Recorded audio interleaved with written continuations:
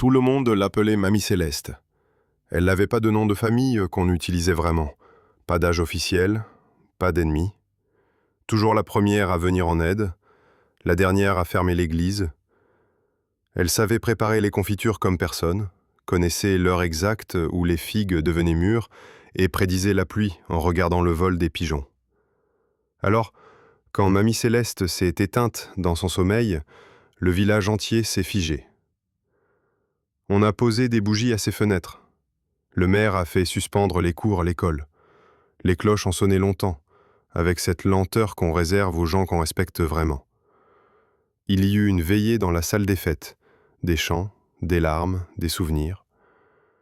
Puis un enterrement simple, modeste, avec des roses posées une à une sur le cercueil. Elle fut enterrée dans le petit cimetière derrière l'église, près du grand chêne. Et le lendemain matin, comme chaque jeudi, le marché s'est installé place de la Fontaine. À 7h12, comme d'habitude, elle est apparue. Mamie Céleste, foulard bleu, cabas en toile.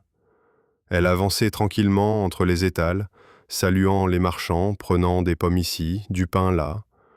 Elle discutait du gel qui allait sans doute revenir, des betteraves trop jeunes, de la confiture de coin.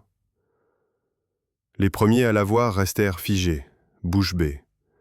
Mais elle les salua comme si de rien n'était.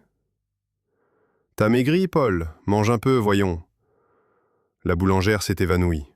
Le boucher s'est signé. Une vieille a murmuré « Dieu nous éprouve », puis s'est mise à pleurer en silence. Mais Mamie Céleste a continué ses courses.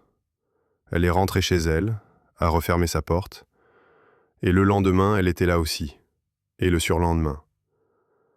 Personne n'osa l'approcher. Personne n'osa poser de questions. On l'observait, à distance, faire exactement les mêmes gestes, semaine après semaine. Toujours à 7h12, toujours avec son foulard bleu, toujours vivante.